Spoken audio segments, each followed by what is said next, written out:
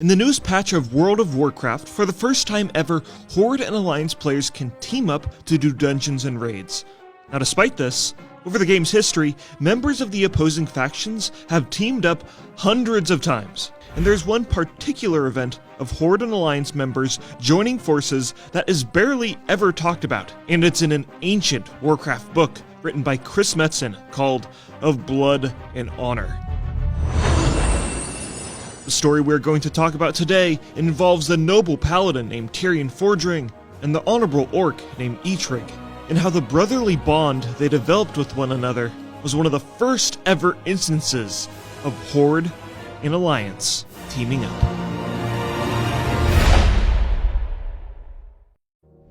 So when I say this book is old, I mean it. It came out 21 years ago, before Warcraft 3 even came out. Also, really quickly, in this book, Eitrig is green, but in later iterations of his character, he's kind of gray, so just for consistency, let's just say that he is gray in the book.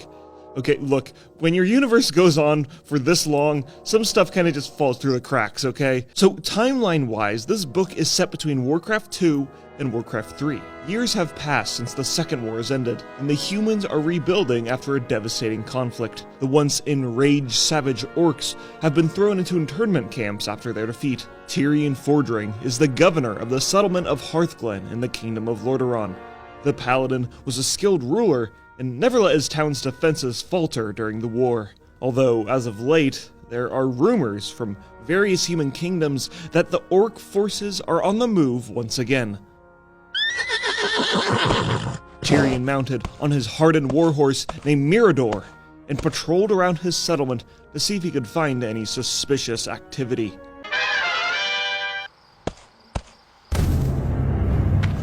Tirion had found an abandoned guard tower. On closer investigation, it seemed like someone or something had been living there. He'd need to return to Hearthglen to report his findings to the rest of the kingdom before— Hey! My blades will rend your flesh!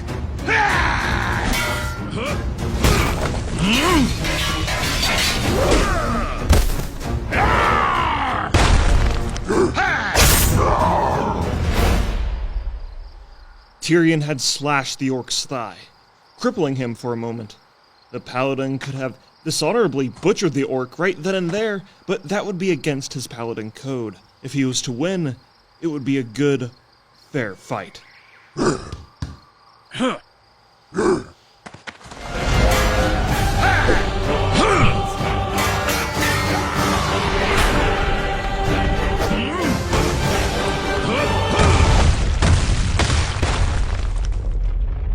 Oh, that was a mistake.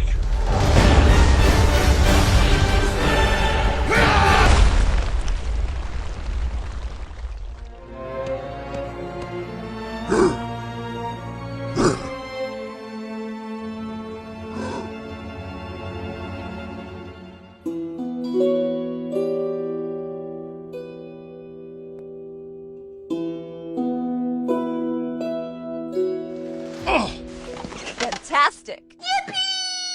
Tirion had woken up in his own bed. His wife, Karandra, had told him that he just appeared at the gates of Hearthglen, unconscious, bloody and bruised, and tied up to his own horse. That was 4 days ago, and Tirion had just now regained his consciousness. The paladin put two and two together, and realized that strange orc had saved his life. Murmurs and rumors spread across the town of Hearthglen. The only thing that could have gravely wounded their lord like that must have been an orc. Perhaps a whole warband of them had breached into their lands.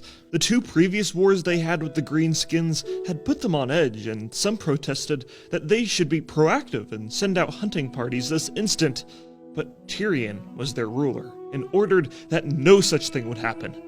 It was just one singular orc, and that was all he saw. He would figure out what to do with it as he saw fit. In the early morning hours of the next day, Tirion mounted back up on his horse with his warhammer and snuck out of his keep to investigate the abandoned guard tower and that strange orc once again.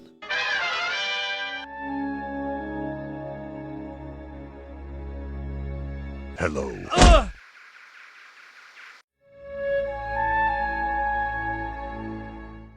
Man, dog, you know, it's like I'm feeling you, but I'm not feeling it, you know? The two warriors sat within the tower that was once their battleground. The orc introduced himself as Eitrig. He lived alone in these lands, a deserter of the Horde. He left the bloodthirsty warband after his sons were sent into an unwinnable battle by a dishonorable chieftain who only seeked good standing within the Horde rather than seeing his people prosper. You see, the orcs had long forgotten the way their ancestors lived. They once lived by an honorable code, maintained relative peace, and worshipped their ancestors. Tyrion thought to himself, maybe perhaps the orcs and humans were much more similar than he was led on to believe. But the perversion of warlocks and the drinking of demon blood made them forsake their honorable ways, and the only type of orcs the humans knew were these bloodthirsty green monsters they had become. After years of pointless war, Eitrig just wanted to live the rest of his days in peaceful solitude. As Lord of Hearthglen, Tyrion vowed that he would make sure that no harm came to the peaceful orc ever again. By his paladin code, he would ensure this promise. The two warriors saluted each other once again, and Tyrion traveled back to Hearthglen. But little did he know, maintaining peace would not be so easy. "What the f*** are you doing, Tyrion?" To the paladin's surprise, his superior, Saidan Dathrohan, had arrived. He was on high alert of orcish activity because recently, an orc named Thrall had led an uprising at one of the prisoner camps, so he traveled over to Hearthglen to investigate this strange activity. The people within the town were already suspicious of Tyrion, since he had that run-in with the orc, and then he just sneaked out in the early hours of the morning a couple days later. You know, perhaps he was colluding with the enemy. Saidan Dathrohan demanded that Tyrion show him where this orc was. He was at an impasse. Tyrion vowed to keep Eitrig safe, but he could also not deny an order from his paladin superior. So, with a heavy heart, Tyrion agreed, led Saidan and his men to the guard tower where his new friend stayed.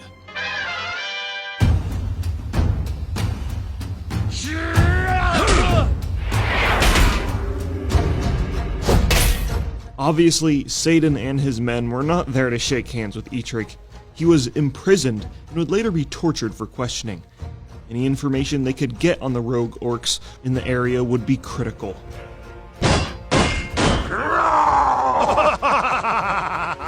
Tyrion was enraged. This unknowing betrayal against Eitrig went against everything a paladin stood for. He needed to save his new friend for the sake of his own honor.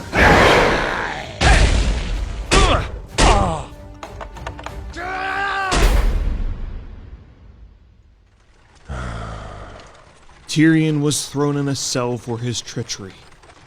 Why on earth would he be trying to help a beast such as this? He would later be escorted to Stratholme, where he would stand on trial for his betrayal to the Alliance. Tyrion stood alone at his trial. His judge was Uther the Lightbringer, the supreme commander of the Paladin Order. The jury was Dalen Proudmoore, Archmage Antonidas, Archbishop Alonsus Fowl, and Arthas Menethil. Tyrion explained the reasoning for his actions, that Eitrig was one of the most honorable opponents he had ever met, how he is different from the orcs they had fought in the past two wars. He also explained his promise to Eitrig, and how if he turned his back on his word, he would betray his honor as a paladin. Yeah, he's guilty. Uther and the jury really didn't care about all that because at the end of the day, Tyrion was still colluding with the enemy. But they gave him a chance to repent and receive a full pardon if he condemned his traitor's actions. Tyrion took a moment to consider, but he promised that he would forever be a soldier of the Alliance, but to disavow his oath to Eitrig, it would go against everything he stood for. With a heavy sigh, Uther did what he had to do, and declared Tyrion excommunicated from the Knights of the Silver Hand. With the wave of his hand, Uther drained the holy magic from Tyrion, filling his banished heart with despair. And yeah, I guess paladins can just do that? I'm pretty sure this is the only instance in the lore where the light has been stripped from somebody like this. But anyways, all of Tyrion's titles, property, and really all of his belongings would be stripped from him. He would live the rest of his days exiled from his kingdom, forced to survive in the wilderness, alone, and without mercy. Later, Tyrion went to visit his wife Cassandra, who disavowed his decision. She now had to raise their son Talion alone in Hearthglen, all because of Tyrion's stubbornness to protect his honor. The excommunicated paladin stepped out into the wilds, stripped of his belongings, abandoned by his loved ones, and nothing but a hammer on his back. He had lost everything. Now he needed to make his honor right.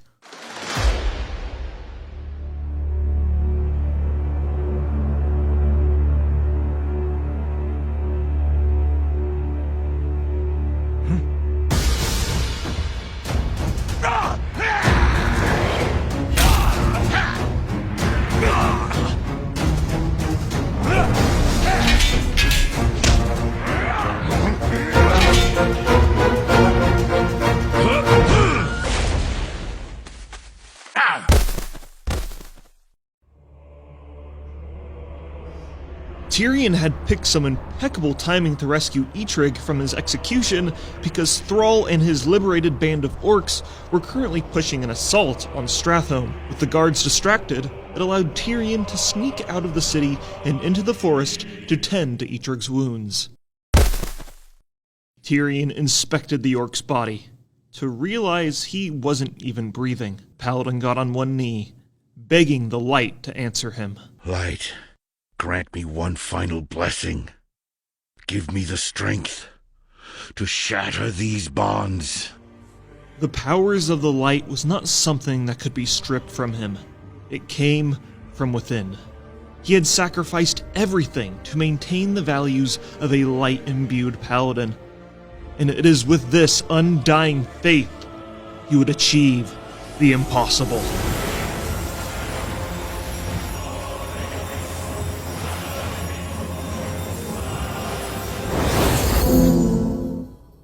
I thank you.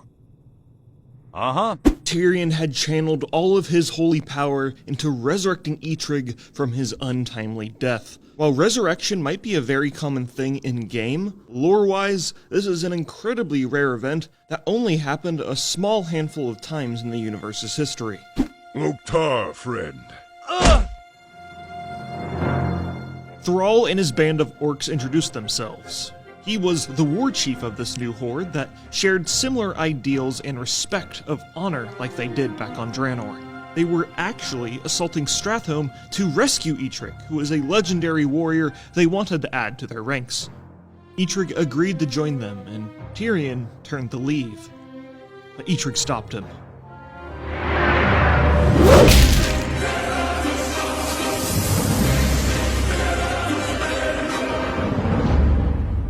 We are both bound by blood and honor, brother.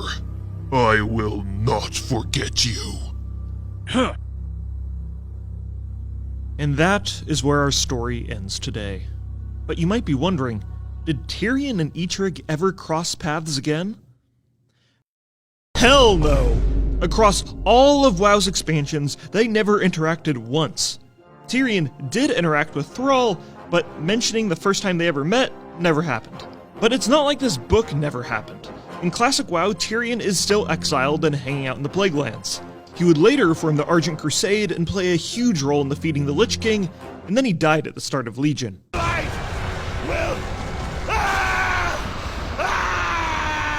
But maybe we can go into more detail on those events at a later time. As for Eitrig, he was an extremely minor character until he got a little bit of screen time in Mist Pandaria, and a bit more screen time in the Battle for Azeroth expansion, where he was the leader of the Stromgarde Warfront, where he says things like, You can choke on your retribution, Terralion! Horde! To battle! Crush those cowardly castle dwellers before they breach our gates! So yeah, he's not so peaceful these days, it seems. But that doesn't stop this short story from being a neat little gem in Warcraft history. You gotta realize, this book came out before Warcraft 3, the game where Warcraft really started to form its own identity. So this book of Blood and Honor is a neat little time capsule of when this universe was coming into its own, and is one of the first times peace was ever established in this world of Warcraft.